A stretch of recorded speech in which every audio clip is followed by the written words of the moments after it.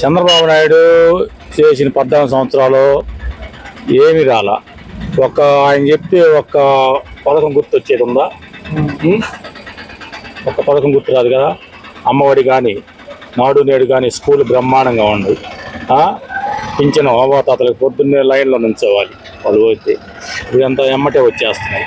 పొద్దున్నే ఉదయం ఏకుందాన్ని 5 గంటలకు ఇచ్చేస్తున్నారు పింఛను. ఈ డ్వాక్రా మహిళలకు కానీ, చేయూత కానీ, పద్మశాలీలకి 25 ఎప్పుడు ఇవ్వాలి ఆ పథకం. జగన్ వచ్చే పెట్టాడు. అంతకుముందు చంద్రబాబు టైంలో లేదు. 25,000 పద్మశాలీలకి.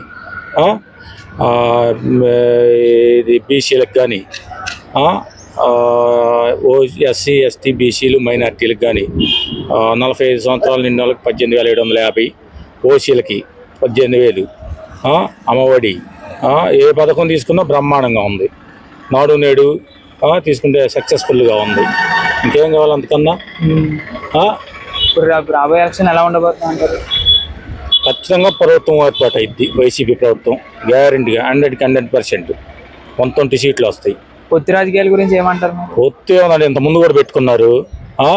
ఇప్పుడు వాళ్ళు పవన్ కళ్యాణ్ సీఎం అవుతాను అది ఇది అన్నాడు. ఎన్ని సీట్లు వస్తాయి చెప్పండి? ఆయనకి 24 తీసుకున్నాడు. 24 ఎన్ని వస్తాయి సార్? అన్నీ వేస్ట్. ఏదో ఈయన ఒకరుగా సింగిల్గా పోతే దించలేము, ముగ్గురు కలిసిపోతే ఏదో చేద్దామని ఏమి ఉండదు. ఇప్పుడు 40 సంవత్సరాల రాజకీయంలో రాజ్యసభలో ఒక్క సీట్ లేదు. 40 సంవత్సరాల్లో రాజ్యసభలో టీడీపీ హయాంలో ఎప్పుడూ ఎరగదు. ఇన్ని సంవత్సరాలు ఎన్టీ రామారావు గారు ప్రభుత్వం ఉన్న కాడి నుంచి రాజ్యసభలో ఒక్క సీట్ లేకుండా పోవాలా. ఇప్పుడు ఒక్క సీట్లు కూడా లేదు. మరి చూసుకోండి. మరి జగన్ వచ్చిన 5 సంవత్సరాలు, 5 సంవత్సరాల్లో కూడా 2 టైమ్స్ 2 సంవత్సరాలు కోవిడ్. ఒక రైతు భరోసా కానీ ఊళ్ళో హెల్త్ క్లినిక్లు,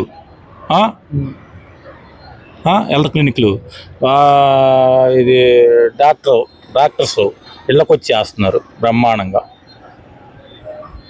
రాబోయే ఎలక్షన్లో జగన్ 100% అసలు అనుమానం లేదు. కాకపోతే ఎలక్షన్ జరగాల్సి కాబట్టి జరుపుతున్నారు అంతే.